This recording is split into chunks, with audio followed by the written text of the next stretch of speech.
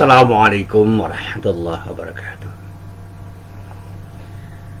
Alhamdulillah rabbil alamin wal aqibatu lil muttaqin. Asyhadu an la ilaha illallah wahdahu la syarikalah wa asyhadu anna Muhammadan abduhu wa rasuluh.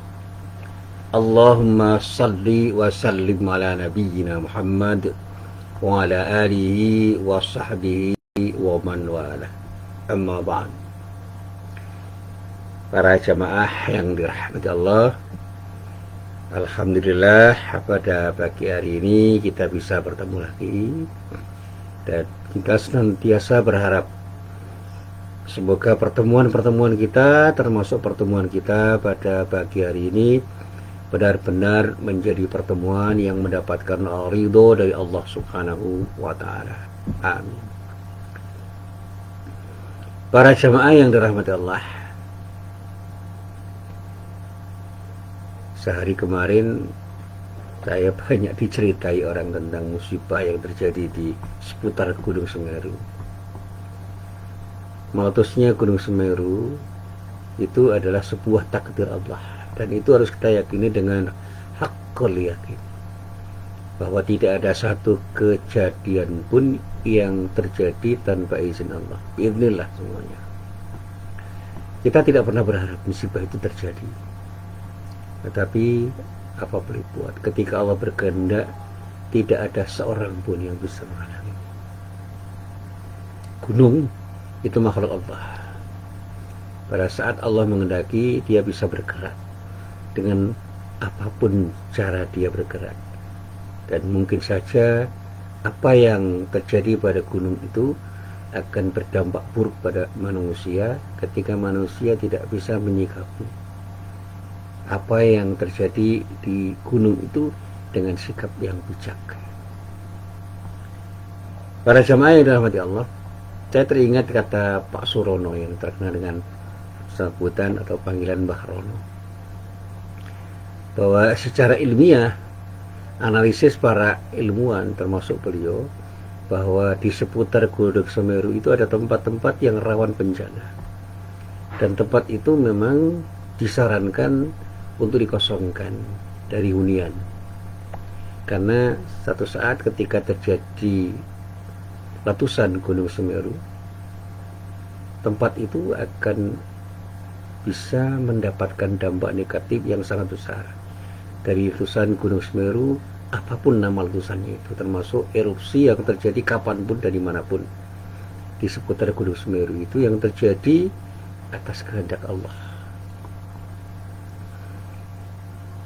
Pada tanggal 4 Desember kemarin, memang di sore hari terjadi letusan itu, dan dampak dari letusan itu memang mengakibatkan ratusan rumah, kata teman saya dan berita yang saya baca, itu rusak. Sawah ladang banyak yang rusak, ternak banyak yang mati, dan inna lillahi wa inna ilaihi raji'un. Ada juga korban manusia, baik yang meninggal maupun yang luka. Tentu saja semua itu tidak kita harapkan, tetapi apapun yang tidak kita harapkan ketika Allah berkehendak akan terjadi. Sebaliknya, apapun yang kita harapkan terjadi tanpa izin Allah, semua tidak akan pernah terjadi. Kehendak Allah itu mutlak, dan itulah yang sering saya sampaikan pada pengajian-pengajian saya. Jangan pernah tidak ingat kepada Allah. Pada saat Allah berkehendak, kehendaknya itu pasti terjadi. Bahasa Al-Qur'annya kun fayakun, jadilah, iya maka jadilah. Ketika Allah sudah berfirman kun, firman Allah kata kun, itu dikatakan fayakun, pasti terjadi, pasti akan selalu terjadi, pasti senantiasa terjadi. Dan pada tanggal 4 Desember kemarin sore, kira-kira waktu asar, terjadi letusan gunung berapi, dan letusan gunung berapi itu mengakibatkan sesuatu yang tidak dihendaki oleh banyak orang, utamanya di sekitar Gunung Semeru itu. Beberapa desa terkena dampak langsung, Tetapi dampak selanjutnya bisa terjadi pada wilayah yang lain, dan kita bisa berempati dan bersimpati, sehingga kita harus membantu apa yang harus kita berikan kepada saudara-saudara kita yang terdampak negatif atas letusan Gunung Semeru itu. Dan itu bentuk solidaritas yang harus kita wujudkan.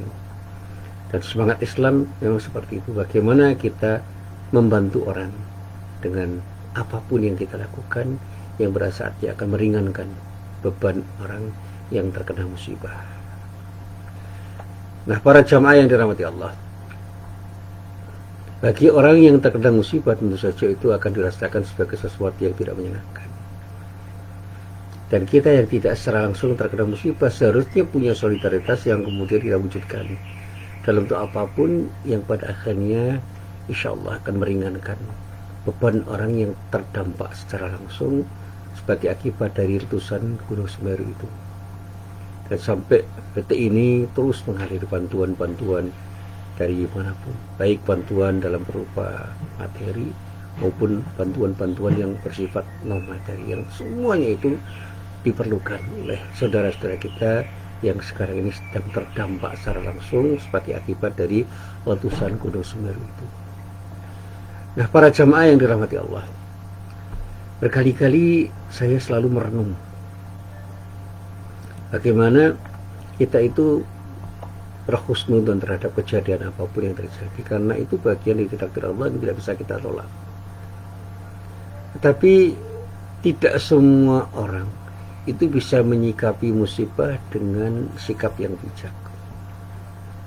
Mereka pada umumnya menyikapi dengan sikap yang sangat beragam. Ada orang yang ketika terjadi musibah kemudian menyikapi dengan keluh kesah, baik dalam bentuk ucapan maupun perbuatan.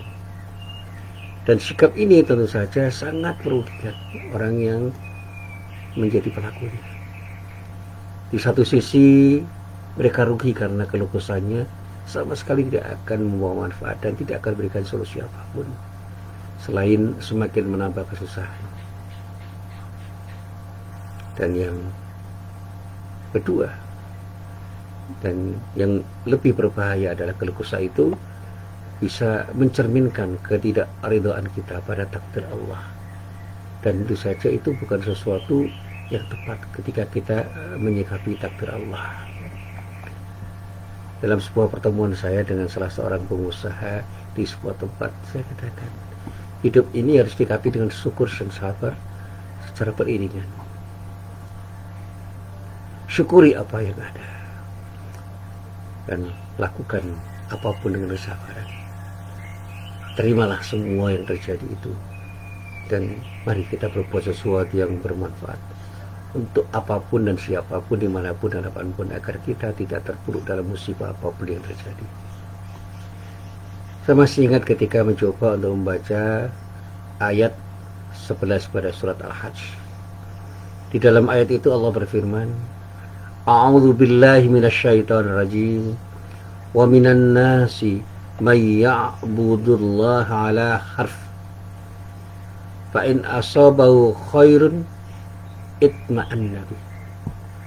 Ini yang selalu saya renungkan, saya ulang-ulang. Fa in asabahu khairun itma'anna bih. Ketika saya baca berulang-ulang, fa in asabahu khairun itma'anna bih, fa in asabahu khairun itma'anna bih, fa in asabahu khairun itma'anna bih. Saya baca berulang-ulang. Di antara manusia ada orang yang betul-betul menyembah Allah, tetapi berada di tepi. Akibatnya, jika ia memperoleh kebajikan, tetaplah ia di dalam keadaan itu. Wa in asabatu fitnatun qalaba ala wajhi khasirat dunya wal akhirah. Dan jika ia ditimpa oleh satu bencana atau musibah, berbaliklah ia ke belakang. Artinya apa? Dia tidak punya sikap syukur dan sabar. tidak bisa mensyukuri kenikmatan yang diberikan oleh Allah, dan pada saat tertimpa musibah dia cepat sekali mengeluh dengan keluh kesahnya dan menyesali apa yang terjadi. Bahkan bisa jadi dia tidak ingat kepada Allah bahwa musibah itu terjadi atas kehendak Allah, sehingga dikatakan oleh Allah, dzalika wal khusranul mubin. Itulah orang-orang yang rugi di dunia dan akhirat. Rugilah dia di dunia dan akhirat dengan kerugian yang nyata. Sehingga dikatakan di dalam bahasa yang sederhana, di antara sekian banyak orang yang beribadah ke Allah itu dengan tidak sungguh-sungguh, cepat sekali dia itu mengeluh ketika tertimpa musibah. Tetapi sebaliknya ketika mendapatkan nikmat, sulit dia bersyukur atas nikmat yang telah diberikan oleh Allah kepada zat yang memberi nikmat. Tentu saja dunia akhirat dia akan rugi. Di dunia tidak akan dia mendapatkan kenikmatan, karena kenikmatan itu tidak disyukuri. Dia tidak akan bahagia kenikmatan apapun yang diberikan oleh Allah karena serba kurang. Begitu sedikit saja tertimpa musibah, dia berkeluh kesah, menangis, dan bahkan merana. Itulah kerugian yang besar bagi seorang ketika menghadapi peristiwa apapun yang terjadi, termasuk ketika mendapatkan musibah. Sekali lagi, banyak orang yang ketika tertimpa musibah itu berkeluh kesah, merasa sedih, merasa tidak nyaman, dan bahkan lupa kepada Allah. Dan itulah sikap orang yang pada umumnya akan merugikan dirinya sendiri, dan pada saatnya akan makin membuat dirinya susah. Ini orang yang pertama, kelompok orang yang pertama yang tentu saja sangat tidak ideal. Kelompok yang kedua adalah kelompok orang yang ketika mendapatkan musibah dia bersabar. Dan dikatakan oleh para ulama bahwa orang yang bersabar itu pada hakikatnya tidak menyukai musibah yang sedang menimpanya, tapi dia tidak melampiaskannya dengan pelampiasan yang negatif. Dia memang tidak suka, tapi dia diterima dengan lapang dada. Setidak suka apapun kita ketika mendapatkan musibah, jangan pernah kita mengeluh. Terimalah itu sebagai bagian dari takdir Allah yang memang harus terjadi pada diri kita. Jadilah orang yang bisa menahan diri dari berkeluh kesah, karena kita yakin bahwa semua itu terjadi karena Allah yang Maha Bijaksana. Karena di balik semua itu tersimpan mutiara hikmah yang tidak ternilai harganya. Pasti ada hikmah di balik musibah. Ada sesuatu yang baik di balik sesuatu yang buruk. Saya pernah bercerita bagaimana ketika orang itu gagal untuk mendapatkan sesuatu. Jangan pernah menyesali kegagalan itu, karena ada sesuatu yang tertunda dari sesuatu yang akan kita capai, yang ingin kita capai, yang kita harapkan. Dan pada saat Allah akan berikan sesuatu yang lebih baik sebagai gantinya ketika tidak bersabar. Ini yang dulu pernah saya ceritakan, yang sederhana-sederhana saja. Saya itu pernah menyesal karena tidak bisa berangkat di sebuah acara yang sudah saya dambakan untuk saya hadiri karena hujan deras. Saya sepertinya menyesali kenapa hujan itu terjadi pada saat saya mau berangkat ke tempat upacara yang betul-betul saya rindukan. Dan pada saatnya saya merenung, kenapa harus saya sesali kejadian ini, karena ini bagian dari takdir Allah. Ternyata qadar Allah. Di tempat acara yang ingin saya hadiri itu terjadi musibah. Tenda yang dipasang di acara itu roboh karena angin dan hujan yang deras. Dan di antara sekian banyak orang yang hadir, ada yang tertimpa tenda itu, meskipun tidak ada yang luka berat.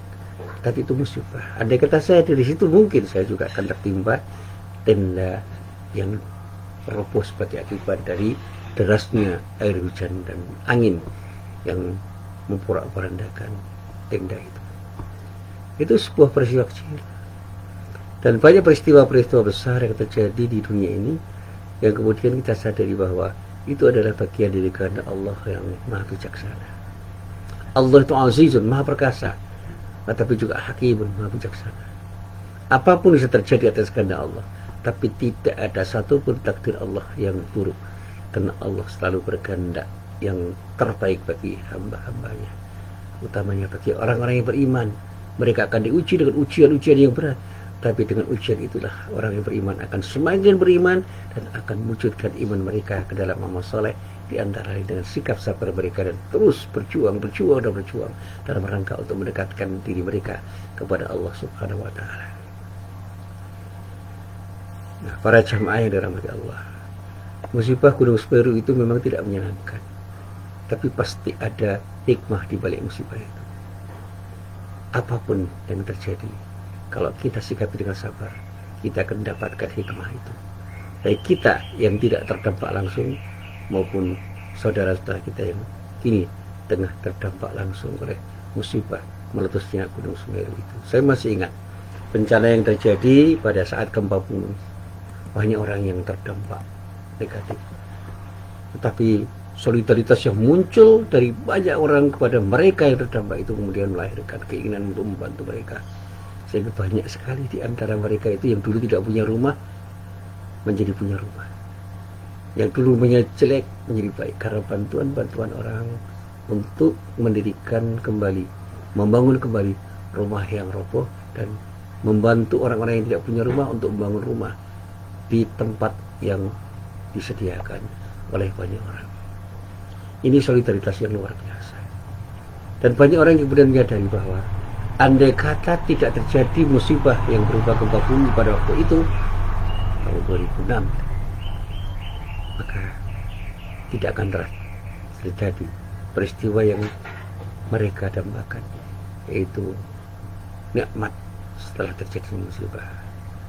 Ada kenikmatan yang hadir setelah adanya musibah, dan itulah bagian dari kenikmatan yang datang dari Allah yang seringkali tidak kita pahami.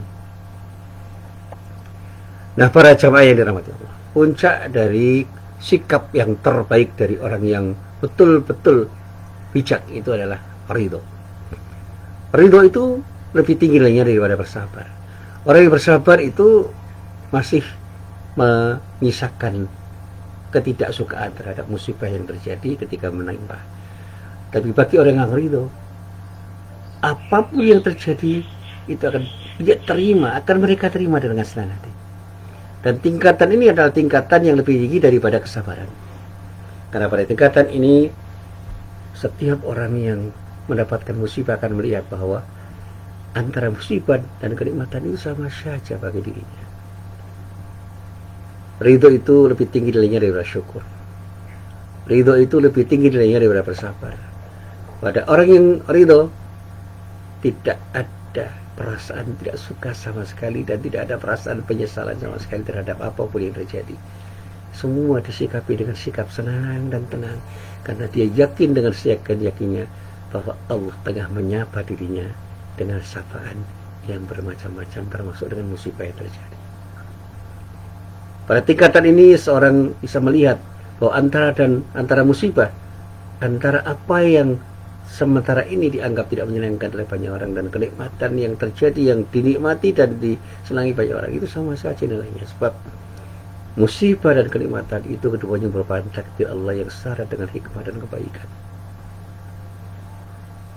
Ada sebagian ulama yang bahkan kadang kebingungan, mana yang harus lebih disyukuri, musibah atau kenikmatan. Ini satu sikap ridho yang melahirkan syukur. Andai kata dulu saya tidak gagal, maka saya tidak akan sebaik ini. Maka musibah berupa kegagalan itu disyukuri. Alhamdulillah, kemarin saya gagal. Andai kata kemarin saya gagal, saya tidak akan mendapatkan sesuatu sebaik ini. Andai kata saya dulu tidak gagal untuk mendapatkan sesuatu yang saya inginkan, maka saya akan mendapatkan sesuatu yang tidak lebih bernilai daripada apa yang saya dapatkan saat ini. Itu cara berpikir yang luar biasa. Saya dulu pernah ditanya oleh orang, mana yang harus kita sikapi dengan ridho, musibah atau kenikmatan. Saya katakan, bagi orang yang sudah pada puncak kenikmatan dia beribadah kepada Allah, dia akan selalu ridho pada ketika tertimpa musibah dan pada saat ketika diberi kenikmatan oleh Allah. Karena kedua-duanya itu pasti mengandung kebaikan. Musibah itu mengandung kebaikan, kenikmatan mengandung kebaikan kalau disikapi dengan tepat. Maka bagi orang yang bersikap ridho, sabar dan syukur itu melekat pada dirinya. Nah, para jamaah yang dirahmati Allah, masih ada lagi orang yang keempat yang menyatakan bahwa saya bersyukur atas musibah ini. Orang yang berada pada tingkat tadi melihat musibah sebagai anugerah. Ketika musibah menyambanginya, ia merasa mendapatkan kenikmatan. Dan ini adalah sesuatu yang berlanjut dari orang yang bersikap ridho. Syukurnya itu terjadi kemudian pada saat dia itu ridho. Dia mengatakan, saya bersyukur musibah ini terjadi di saat ini, di ketika saya itu sedang berada pada tingkat di mana saya tidak ingat pada Allah. Andai kata saya tidak mendapatkan musibah seperti ini, mungkin saya akan semakin lupa kepada Allah. Ketika musibah menyambanginya, ia merasa mendapatkan kenikmatan. Ada logikanya adalah karena melalui musibah ini, ia bisa lebih ingat pada Allah, bisa beristighfar dengan mantap, sehingga dia yakin istighfarnya itu akan menghapus dosa-dosanya. Dan pada saat ketika dia meraih kenikmatan berupa semakin ingat kepada Allah dan mau beribadah dengan kualitas yang lebih baik, dia akan mengais pahala yang akan datang dari Allah Subhanahu wa Ta'ala. Dia mengatakan pada diri, andai kata tidak terjadi musibah seperti ini, saya tidak akan mau beristighfar, saya tidak akan mau mengucapkan hamdalah, dan saya tidak akan mau semakin mengingat Allah, dan pada saatnya saya mungkin akan semakin lupa dan semakin jauh dari Allah. Jadi ini kelanjutan dari sikap ridho. Maka ketika saya ditanya, apakah kita itu harus bersabar, bersyukur, atau ridho terhadap apa yang terjadi, saya katakan, ketika sikap itu harus melekat pada diri kita. Bagi orang yang bersabar, dia akan mensyukuri nikmat apapun yang datang dari Allah. Bagi orang yang bersyukur, dia tidak akan pernah mengeluh ketika tiba musibah, karena di dalam dirinya ada sikap ridho, dan sikap ridho itulah yang kemudian mengakibatkan syukur dan sabar itu melekat pada dirinya, sehingga bagi orang yang betul-betul ingat pada Allah, dia akan selalu mengingat Allah kapanpun dan dimanapun dia berada, termasuk ketika tertimpa musibah, dimanapun dan kapanpun dia mendapatkan musibah itu, seperti apapun musibah yang terjadi. Dan pada saat dia melihat musibah menimpa orang lain, dia akan selalu bersedia untuk membantu meringankan beban orang yang terkena musibah, karena ini bagian dari kewajiban dia untuk selalu membantu setiap orang yang memang memerlukan bantuan darinya. Nah, para jamaah yang dirahmati Allah, inilah kemudian ingin saya akhiri dengan satu ungkapan yang berasal dari sabda Rasulullah. Rasulullah bersabda dari sebuah hadis yang saya baca dari kitab Sahih Bukhari dan Muslim, yang semuanya berasal dari Aisyah radhiyallahu anha. Dinyatakan oleh Aisyah radhiyallahu anha bahwa Rasulullah SAW itu pernah bersabda, "Ma min musibatin tusibul muslima illa kaffarallahu biha anhu hatta syaukati yushakuha." Tidaklah seorang mukmin ditimpa musibah dengan kesusahan dan kesulitan dan sesuatu yang lain, kecuali Allah akan menghapus dosanya dengan musibah itu sampai pada duri yang menusuknya. Apapun musibah yang terjadi pada setiap orang Islam akan berdampak pada pengampunan Allah, penghapusan dosa sebagai akibat dari musibah yang menimpa orang Islam itu. Sekecil apapun musibah itu, termasuk disebut di sini hatta syaukati isyabah, sampai pada duri yang menusuknya. Ketika tertimpa apapun musibah, termasuk tertusuk duri, ingatlah, dari situlah kita harus lebih banyak beristighfar, lebih banyak mohon ampun kepada Allah, karena pada saat itulah Allah akan berkenan mengampuni dosa-dosa kita.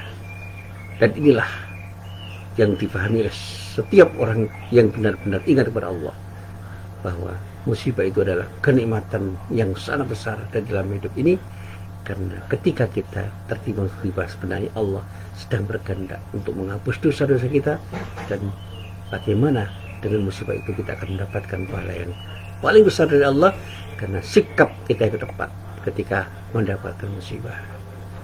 Dan semakin bisa bersyukur pada Allah atas kenikmatan yang diberikan Allah, kita semakin bisa bersabar ketika mendapatkan musibah sebesar apapun, dan pada saatnya kita akan ridho menerima kejadian apapun yang datang dari Allah, karena kita yakin dengan hakul yakin, dengan seyakin-yakinnya bahwa tidak ada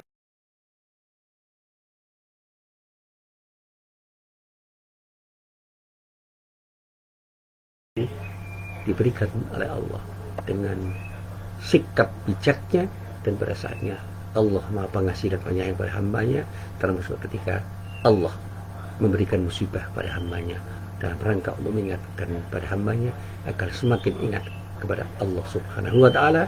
Dan pada saatnya ketika Allah itu diingat, insya Allah Allah pun mengingat kita.